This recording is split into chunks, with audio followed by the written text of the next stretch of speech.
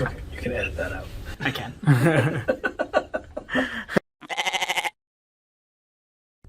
Hey guys, it is Emery out here with Dad, and we are going to be following him around and kind of getting an idea of what he does on a normal basis, and kind of checking out what his days look like. So, do you have an official title that you like to call yourself?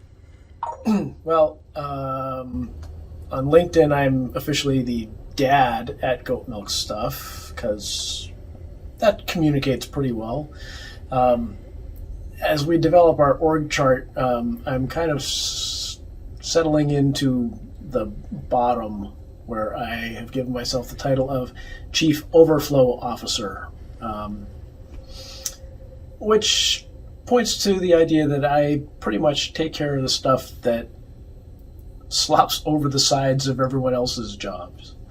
If it's fallen through the cracks, or if it needs to get done because no one else can, or no one else wants to, then it falls to me. Right. Yeah, that's a pretty good description of what you do around here. So you have there are 8 kids, mom, and let's see, 4 full-time employees. Forgot Mason, so he's 9 kids. Right. And then some part-time people. So definitely quite a lot of overflow. Is there a specific area that comes to mind that consistently overflows? Not really. And that's by design. You know, we constantly tweak the systems so that my job is to just do whatever needs, but we try really hard for me to do nothing. Right. Yeah. I very much viewed my job as a homeschool dad is to work myself out of jobs. So I used to make the soap, then trained Coulter how to do that. And I used to, early on, I mucked stalls, and I trained you guys to do that. And I trained you guys how to handle goat births and be the goat obstetrician. So all these jobs that used to be somebody get dad, this needs to be done. Now it's somebody has to get somebody else because dad doesn't do that anymore because dad has moved on. Right. So that's, my job is to make sure I don't have a job. Yeah. And then you also end up with all of the ones that it's nobody's job. For instance, like garbage was one that came to mind, right? Everyone has to take their garbage to the garbage cans. But then like the garbage cans that are like in between the areas, right? And it's like, right. And so like you had to do all that, but you put in systems. I was going to say that's the other part of your job that I see a lot of that I'm not sure you realize quite how big it is just the systems that you put in place to make sure that those gaps in between all of our areas really get closed. Right. So as the family has grown, and as each of the kids and each of the staff members really has taken on new roles and responsibilities, those systems are always needing to be tweaked. And that's not just in the business, but also even at home. Things like the garbage that, used to be somebody's job. I don't even know, but I think that somebody has probably moved out because it's not getting done. So, so it's a matter of figuring out, okay, so there's a new family dynamic now. And so we've got to figure out a way to deal with those things. Right. So you kind of touched on it a little bit already, in the fact that you've pretty much done everything here. If there's a job that kind of originated it, there's a decent chance that you were one of the people who kind of defined it as the job it is today, or at least created the base that people expanded upon. Are there any particular jobs that stick out to you that you started off with no clue what you were getting into, and then just kind of developed it into something completely different by the end before you passed it on to somebody?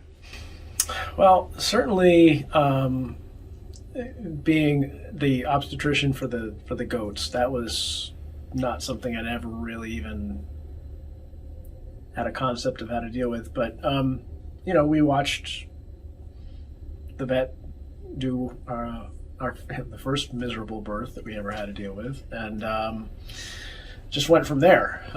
So that was definitely something that I had not anticipated. Figuring out all of the cheese making, all the grade A stuff, that was all brand new. We really had to do a lot of learning to develop those systems. I'd had some experience in the restaurant, so the commercial kitchen wasn't that big a stretch for me. Soap making is pretty basic chemistry. Being a science teacher, I pretty well had that idea down. It's kind of a cross between science and cooking. So that wasn't too big a stretch. But yeah, farming in general and animal husbandry, that's stuff that was all really a stretch to work out and figure out how we were going to do that. Yeah.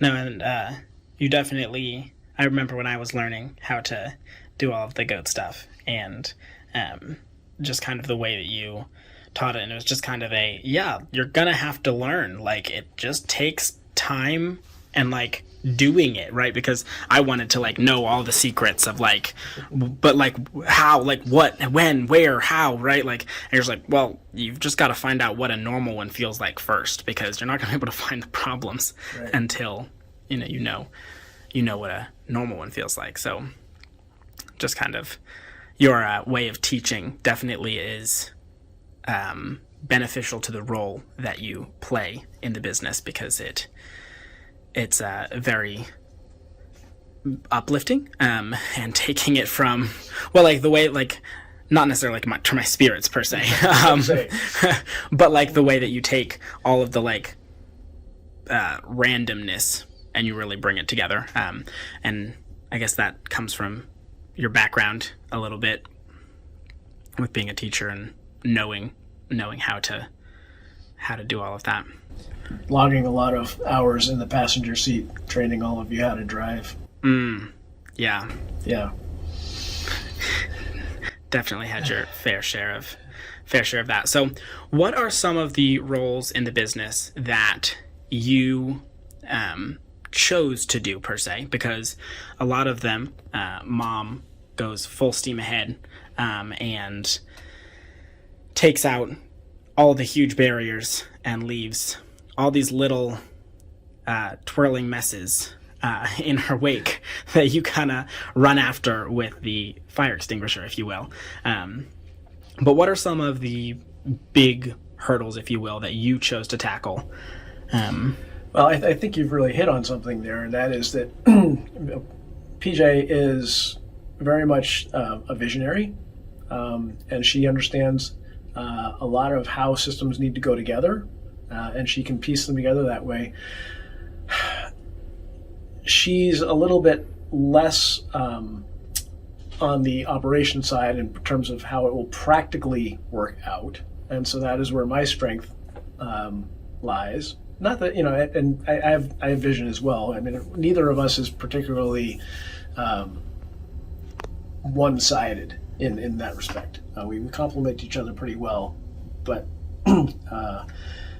beyond that, my wife is very much an 80-20 type of person, and she really practices the Pareto principle, which in effect says that 80% of the value of something is derived from 20% of the work, and vice versa. And so she gets things to about 80% and says, you know what, that 20% more effort isn't going to get us a whole lot. So that's where I come in. I am very thorough. I'm an all-in guy. I am 100%, with the caveat that usually it takes more than that. So my choice then in the business is to follow up on everything that we do and bring it that extra bit to bring it closer to perfection, to use an evil word, but really to push it to the point where it is as good as it can be, not just good enough. Right.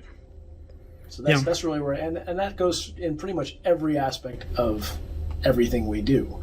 PJ does 80% of it, and I'll do another 15%. Yep. It's honestly quite accurate. And it's also interesting seeing which of my siblings and your kids got which ones are 80%, which ones are the 20%. And which ones on specific days even, because there are a few of us who like to flip-flop back and forth. Yeah. So. But no, she does a great job getting it 80% of the way done with her effort, and then I will put 100% of my effort into getting that extra 15%, and I never get it all the way to 100% anyway, but so she's much more efficient than I am, which is the whole point of the Pareto principle is, you just lose that efficiency when you're trying to max it out, but that's right. What I do. So yeah. So if you had to, this is going to be a little bit difficult because I know there's no consistency, but if you had to give us like a walkthrough of your week, like what would a Monday morning kind of start with all the way through Friday, or even through Saturday and Sunday? Most days, most weeks I try to front load. So Monday, Tuesday, Wednesday are pretty much spent with meetings, dealing with outside vendors, dealing with potential partners, dealing with partners that we work with now, whether that's in marketing or in email delivery, website work, right? All those other things that we're dealing with. Try to front load all that for Monday, Tuesday, Wednesday. Thursday and Friday I try to leave a little bit more open. Number one, because by then I'm kind of tired, and number two, because when stuff pops up, I like to be able to do it. So if we have a fellow business owner who wants to come over and discuss strategy or something, then we can have a lunch meeting. We can do sorts of things like that on Thursdays and Fridays, so I try to keep those days more open for that. But really, the other thing is, by then usually we've uncovered some things that have fallen through the cracks or have overflowed, and then I'm more able to fit those in on Thursdays and Fridays to wrap them up before the weekend. Right. So with being one of the founders of the business, what is your role, or how involved are you with all of the other people in the company, whether that be employees, kids, as a boss per se, not as a father? One of the things that has really been split pretty well between PJ and I as bosses per se, business owners, are the human resource aspects of the business. Frankly, because neither of us likes to do them. While I have a background in corporate training and in teaching, my expertise in terms of our business is not in the individual skills that are required to do the jobs. PJ is much more adept at the things because she learned them first. She learned how to deliver goats, and then she learned how to make soap, and then I did it. And then so she learned all these things, and then I kind of picked them up and tried to train them somewhat reasonably well. But really, when it comes to helping our staff and our children develop and day-to-day interactions, neither one of us is terribly hands-on. We really have developed a business where individuals are empowered to make decisions and be self-motivated rather than have the business owners breathing down their necks and telling them what to do at every moment. So whether whether that's our own kids or the ones that we've effectively adopted as staff members, we really do try to stay out of the way and let them do the work that they're here to do. Yeah, and I would say that from my personal experience and just what I see all around, it's a pretty effective strategy. With the right people, yes. There are some people that don't do well in that kind of situation. They just don't tell me what to do. I don't want to have to think. But we hire thinkers. Yeah. Nice. So you work typically up here in the upstairs office at the house. But you've also worked in pretty much every office. Office, closet. I was gonna say, as well as you're the person. Oops, sorry. Who? My camera wobbled. Yeah. You're the person who takes care of most of the office setup, if you will, making sure that all of our internet is always getting to our offices, and our Wi-Fi and routers are all set up, and you're the person who purchases new computers when old ones break and cycles out so that the people who need the highest, best one gets the new one, and then rotates down all of the other computers. Yes.